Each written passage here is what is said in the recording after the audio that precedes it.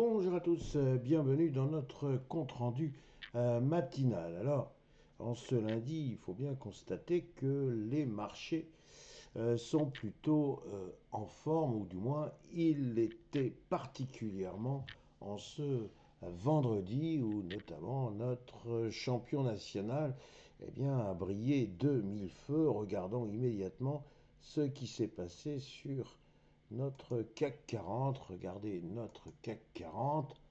C'est une magnifique bougie verte qui illustre une hausse de 1,44%. Mais ce n'est pas le seul exploit. Le second exploit, c'est un débordement pour le moins franc de la résistance des 8275 points.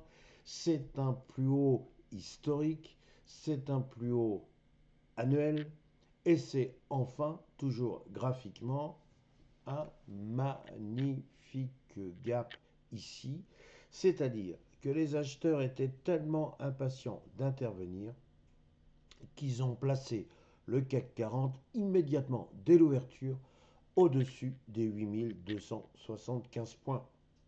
Et les acheteurs ne se sont pas arrêtés là, ils ont poursuivi jusqu'au bout. Nous n'avons pas de mèche. Nous n'avons pas de mèche inférieure, nous n'avons pas de mèche supérieure. C'est assez extraordinaire, c'est assez insolite pour que cela soit souligné. Donc, notre CAC 40 était en pleine forme. Reste à savoir pourquoi, reste à savoir si ce n'est pas un peu exagéré. J'ai titré Brutale éjection. Vous êtes d'accord avec moi, c'est une éjection haussière. Brutale, le mot paraît presque trop faible. Effectivement, c'était impressionnant ce qui s'est passé vendredi. Alors une fois que j'ai dit ça, bien, on a envie de dire, il faut tirer la conclusion. Et la conclusion, ce serait la suivante. On est reparti pour une magnifique phase haussière. Alors avant d'aboutir à cette conclusion que l'on aimerait sympathique, on va quand même relever un bémol d'importance, à savoir que les volumes étaient relativement faibles. Or, chaque fois qu'il y a un événement d'importance, que ce soit à la hausse ou à la baisse, il faut immédiatement aller rechercher s'il y avait du volume. S'il n'y a pas de volume, il faut se méfier, ce peut être un excès, une espèce j'allais dire de furoncle, pas de furoncle, mais bon, quelque chose qui est tout à fait anormal. Et ce qui est anormal, ne dure pas, et on va rejoindre la normalité. Et la normalité, serait-ce, oui ou non, la transformation des 8275 points en support? Vous pouvez constater que j'ai encore laissé la résistance, tout simplement parce que je veux une confirmation. Il est fort probable que le CAC 40 revienne dans la zone des 8275 points, c'est même à souhaiter, et là, il y aurait la réponse à la question, est-ce que cette résistance s'est transformée, oui ou non, en support? On peut même aller plus loin. Si on pouvait, dans la foulée, combler le gap, ce serait effectivement un signal haussier bien construit, et là, qui serait beaucoup plus satisfaisant. En d'autres termes, notre hausse du CAC 40 de vendredi, il faut la saluer, il faut en tenir compte, mais il ne faut peut-être pas trop s'enthousiasmer. Il peut encore y avoir effectivement une remise en cause. C'est ce que l'on appelle le piège aux acheteurs. Et ce qui me pousse à vous demander de faire attention, c'est encore une fois un volume qui n'est pas très satisfaisant. Sur notre CAC 40, il y a eu une très belle hausse. Donc, est-ce que nous avons la même sur notre S&P 500? Alors, notre S&P 500, bien oui, lui aussi, il y a eu une hausse. Et ce n'est pas non plus une hausse tout à fait négligeable. Nous avons une hausse de 0,65%.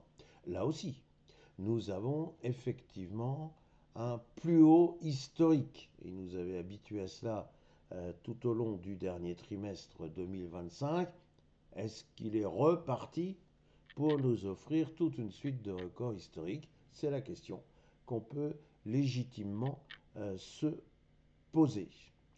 Alors, la séance de vendredi, elle est d'autant plus intéressante qu'en fait, elle est assez paradoxale. Pourquoi? Parce que nous avions dit, et quand je dis nous, c'est vraiment un nous très très collectif, plusieurs observateurs étaient venus dire, attention, soit les chiffres de l'emploi américain, les chiffres officiels, qui seront publiés à 14h30 vendredi, donc maintenant ils sont publiés, si ces chiffres sont trop bons.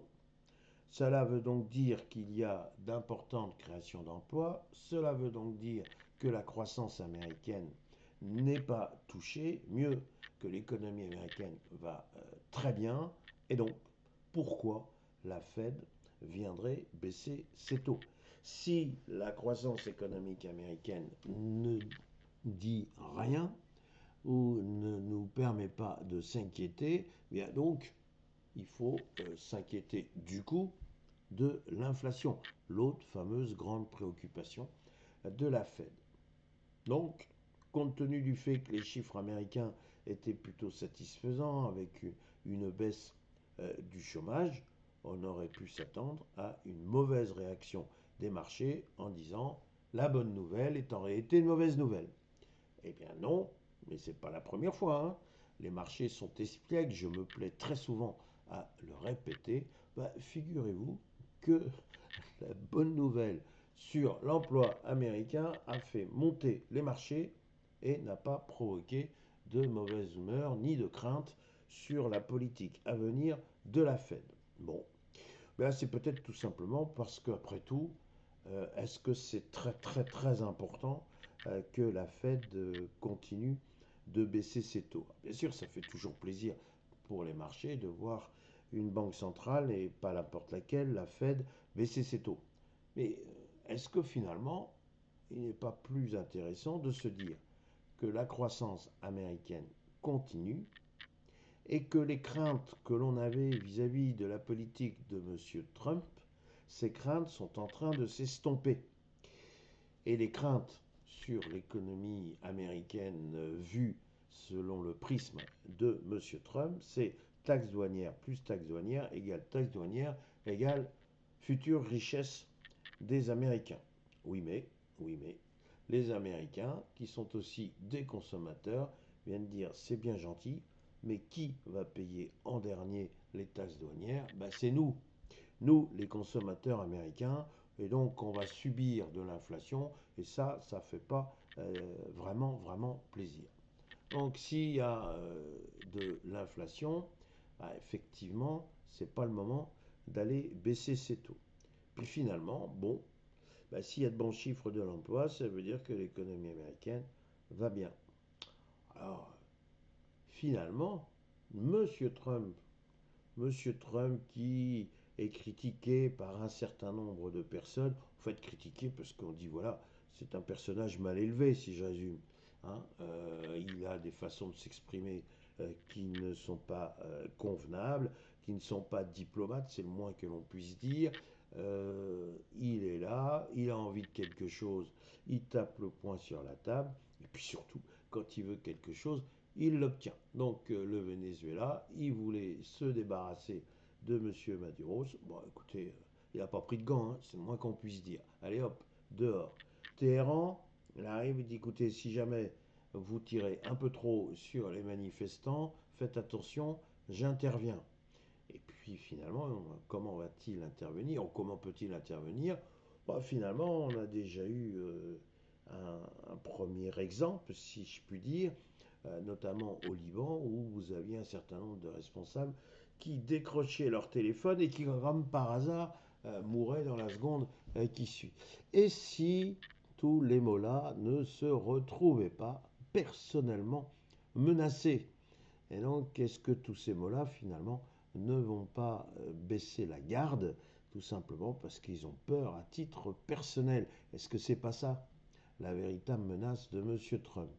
Finalement, est-ce que c'est pas quelque part satisfaisant de savoir qu'il y a des peuples qui sont libérés de dictature insupportable. Donc, est-ce que, bon, certes, encore une fois, tout le monde peut critiquer M. Trump, estimer qu'il ne pense qu'à l'argent, qu'il ne pense qu'au deal, qu'il n'a aucun recul, qu'il ne serait pas très intelligent, etc., etc., etc.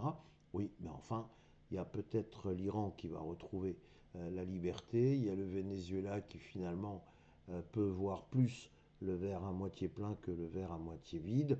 Est-ce que tout ça n'est pas quelque part un peu satisfaisant pour des opérateurs qui aiment bien la stabilité, qui aiment bien la croissance et qui n'aiment pas qu'on vienne leur faire peur avec un certain nombre de choses.